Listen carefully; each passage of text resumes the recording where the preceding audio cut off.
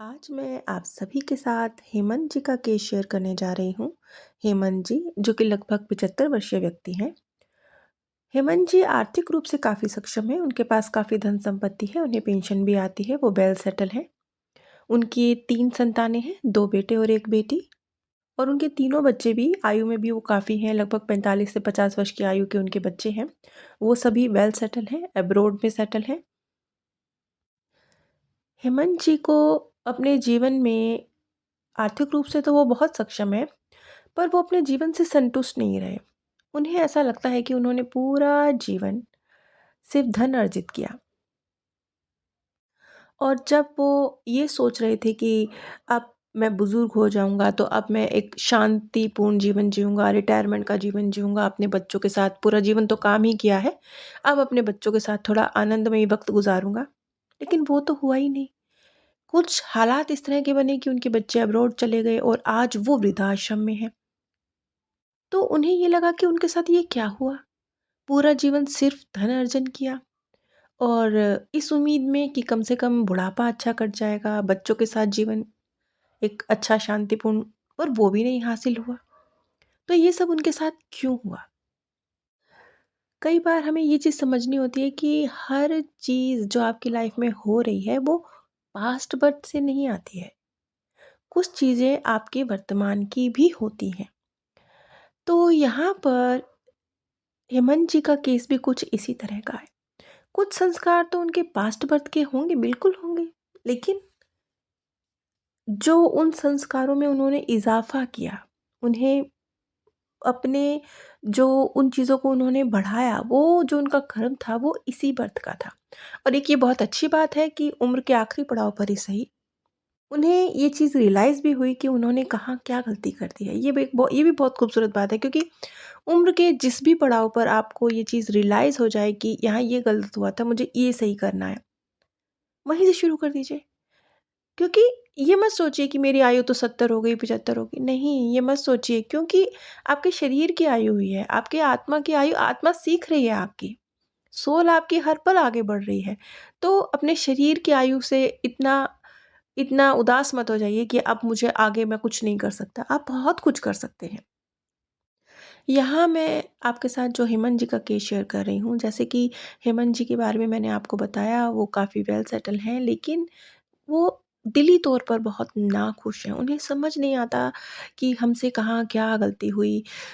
सारा जीवन तो काम किया और जब उम्र का आखिरी पड़ाव आया, जब सोचा सब ठीक हो जाएगा, इस बीच उनकी जो वाइफ़ थी, वो भी लगभग 15 वर्ष पहले उनका भी स्वर्गवास हो गया। तो वो अब इस उम्र के पड़ाव पर आकर पूरी तरह से अकेले और उदास हैं। और धन संपत्ति की तो कोई कमी ही नहीं है, तो उस नज़र से भी नहीं कह सकते कि किसी व्यक्ति के पास जीवन में धन नहीं है, तो उसके जीवन में इस तरह से कोई दिक्कत हो, ये दिक्कत भी नहीं है।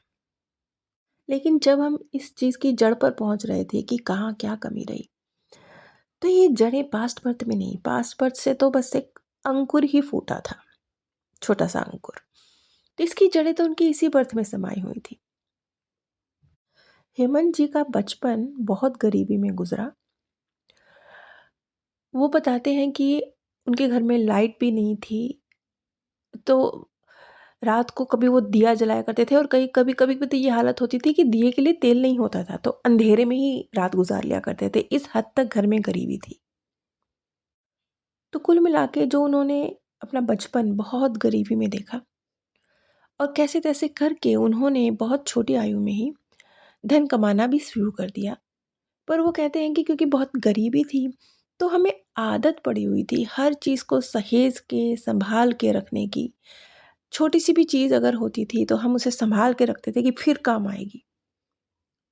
और उन्हें बहुत जल्दी ये चीज़ भी समझ आ गई कि धन तो कमाना पड़ेगा, क्योंकि आर्थिक हालात घर के बहुत ख़राब हैं। तो बहुत छोटी आयु में अपनी पढ़ाई को साइड में करके उन्होंने मज़दूरी करना और छोटे-मोटे काम शुरू शुरू कर दिए। और इस जो शुरुआत में ही उन्होंने बहुत छोटी उम्र में काम करना शुरू कर दिया, इसकी वजह से उनकी आर्थिक स्थिति भी बेहतर होने लगी।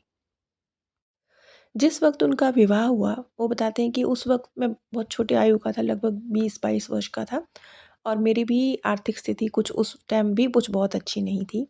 लेकिन ठीक थी, इतनी थी कि मैं अपने परिवार को कम से कम उतने बुरे हालात नहीं थे कि उन्हें भूखे मरने की नौबत आए। रोटी, कपड़ा, मकान एक जो बेसिक ज़रूरतें हैं, वो तो मैं पूरी कर ही सकता था।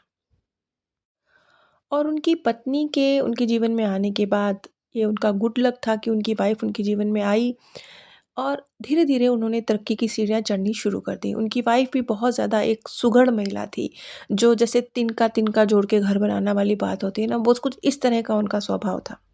वो बहुत शांत स्वभाव की महिला थी, हर चीज़ में कम्प्रोमाइज़ करना, कभी उन्होंने अपने हस्बैंड से किसी चीज़ की डिमांड नहीं करी कि मुझे ये चीज़ चाहिए। कभी कोई ज़िद नहीं करी, कोई बाहर जाने की जिज्ञासा, कोई नए कपड़ों की जिज्ञासा, कुछ भी उन्होंने कभी अपने हस्बैंड के ऊपर किसी तरह का कोई प्रेशर नहीं डाला, बल्कि अपने हस्बैंड के साथ कंधे से कंधा बनकर वो चलती रहीं। हेमंत जी अगर बाहर पैसा कमाने में व्यस्त थे, तो उनकी पत्नी भी बहुत सुघड़ थी, वो पैसा जोड़ के घर बनाने में व्यस्त थी। यहाँ तक अगर हम चीज़ को समझें तो बहुत ही प्यारा-सा एक दृश्य है, परिवार में प्रेम है, तरक्की की राह पर चल रहे हैं। लेकिन एक चीज़ थी जो हेमंत जी के और शायद कुछ हद तक उनके वाइफ़ के भी कह सकते हैं, पास्ट बर्थ के संस्कारों से आई थी, जो उनके बचपन की नींव में पड़ी हुई थी। एक समय जब उनके बच्चे स्कूल जाने लायक हुए, हेमंत जी की आर्थिक स्थिति बहुत ठीक हो गई थी। लेकिन तब भी उन्होंने अपने बच्चों को गवर्नमेंट स्कूल में डाला, जबकि वो इतने सक्षम थे कि वो उन्हें बेहतर स्कूल में डाल सकें। उन्होंने बताया कि हमारा जीवन सही था, हमने कम से कम अच्छा भोजन करना, हम कपड़े भी अच्छे पहन लेते थे। लेकिन फिर भी एक बहुत एक शांत माहौल था, घर से बाहर आने-जाने की ज़्यादा कोई सुविधाएँ नहीं थी, तो एक शांत जीवन चल रहा था। इसी बीच जब उनके बच्चे बड़े होते चले गए, तो बच्चों ने भी कुछ अपनी डिमांड्स रखनी शुरू करी। लेकिन हेमंत जी और उनकी वाइफ़, जो कि बचपन से ही एक बेहद गरीबी भरा जो जीवन था, वो जीते आए थे। तो उन्होंने कभी बच्चों की उन डिमांडों को, जो कि देखा जाए तो सामान्य थी, लेकिन उन्हें विशेष लगती थी। उन्हें लगता था कि नहीं, इन सब चीज़ों के बिना तो हम भी जिए हैं। हमने भी तो ऐसा जीवन जिया है और नीचे से ऊपर उठे हैं। तो बच्चे हमारी ज़्यादा ही डिमांड कर रहे हैं। हेमंत जी बताते हैं कि उनके बेटे का स्कूल थोड़ा दूर था। तो जब उनका बेटा 10th क्लास में था, तो उनके बेटे ने साइकिल की डिमांड करी, क्योंकि स्कूल काफ़ी दूर है। हेमंत जी बड़े आराम से बच्चे को साइकिल लेकर दे सकते थे और इसमें उनके दोनों बच्चे एक साथ स्कूल जा सकते थे। लेकिन उन्होंने ऐसा नहीं करा। उनका कहना था कि हमने भी तो ऐसे ही जीवन जिया है। अगर हम इतनी गरीबी में जीकर भी आगे बढ़ सकते हैं, तो थोड़ी दूरी पर स्कूल है। क्या हो गया अगर साइकिल नहीं है तो? ये एक छोटा-सा वाक़या है जो हेमंत जी ने हमारे साथ शेयर किया। इस तरह की और बहुत सारी घटनाएँ घटी, जिसमें हेमंत जी ने इस चीज़ को माना कि हाँ, जो उनके बचपन का एक एक अंदर तक एक जैसे गरीबी में जो जीवन उन्होंने जिया था, एक संस्कार चीज़ों को पकड़ने का, जोड़ने का, उनमें और उनकी पत्नी में इतना ज़्यादा था कि जब समय आया, जब सुविधाएँ भी थीं, जब वो सक्षम भी थे, तब भी उन्होंने अपने बच्चों को वो सब नहीं दिया जो कि वो दे सकने लायक थे। इसमें सिर्फ़ धन नहीं, उन्होंने अपने बच्चों को पूरा समय भी नहीं दिया, क्योंकि वो पूरा समय धन अर्जन करने में लगे रहे। तो कुछ समय जो बच्चों के हक का था, वो भी उन्होंने अपने कार्य को समर्पित किया। और यही वजह थी कि आज जब उनके बच्चे लगभग 50 वर्ष की आयु के हो चुके हैं, आज तक भी उनके अपने तीनों ही बच्चों के साथ वो बॉन्डिंग नहीं है। एक क्योंकि एक बातचीत में समय देना, वक़्त देना, या जब बच्चों को आवश्यकता थी उनकी एजुकेशन के लिए, उनकी स्टडी के लिए, उनके उनके कहीं बाहर जाने के लिए, उनकी शादियों के लिए, उनके करियर के लिए, जो कि उस वक़्त महत्वपूर्ण थे। उस समय पर भी हेमंत जी ने, जो कि सक्षम थे, अपने बच्चों की मदद नहीं करी और उन्हें ये लगता था कि ऐसे ही जीवन चलता है। हमने भी बहुत नीचे से ऊपर की चढ़ाई चढ़ी है, तो हमारे बच्चे भी चढ़ सकते हैं। लेकिन इस सब में एक चीज़ थी जो हेमंत जी ने नज़रअंदाज करी, वो ये कि कहीं न कहीं उनके सक्षम होते हुए भी ना करने में आपके आस-पास क्षमता नहीं है किसी चीज़ को करने की और आपको वो चीज़ हासिल नहीं होती, तो आपके अंदर कोई एक नेगेटिविटी या बुरा संस्कार डेवलप नहीं होता।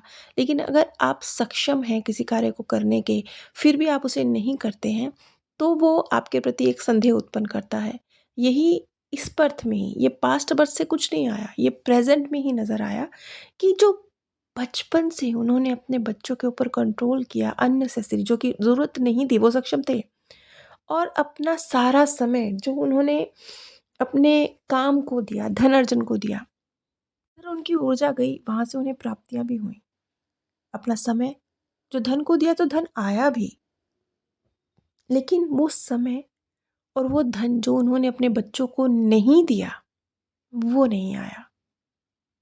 आज उनके बच्चे भी सक्षम हैं और वो हेमंत जी के लिए करना भी चाहते हैं, लेकिन कुछ इस तरह की परिस्थितियाँ हैं कि बच्चे अब्रॉड में सेटल हैं, वो आ नहीं सकते और हेमंत जी जा नहीं सकते।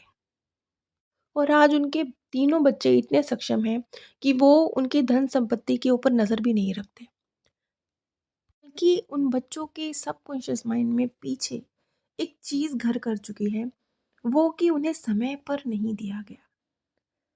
और ये कुछ ऐसा ही है जैसे आप किसी भूखे को जब उसे भूख लगी है रोटी ना दें और जब उसका पेट भरा हुआ है, तब उसके सामने 7 पकवान रखें। तो भरे पेट पे उन 7 पकवानों की भी कोई वैल्यू नहीं है, लेकिन भूखे पेट पे एक सूखी अचार रोटी भी अगर आप किसी को दे रहे हैं तो उसकी भी वैल्यू है। कुछ इसी तरह की गलती हेमंत जी से हुई, जिसके परिणामस्वरूप आज उनके बच्चे और खुद उनके लिए भी उनकी जो धन माया है वो एक तरह से यूज़लेस हो चुकी है। खुद उनके या उनके बच्चों के काम नहीं आई है और आज उनके बच्चे खुद इतने सक्षम हैं कि वो उनकी धन संपत्ति की तरफ देखते भी नहीं हैं।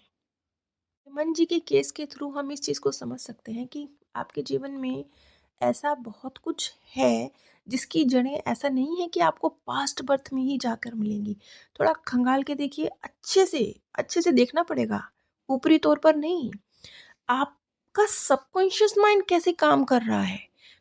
किन चीज़ों और भावनाओं के थ्रू आप वर्क कर रहे हैं? इस चीज़ पर आपको गौर करना पड़ेगा।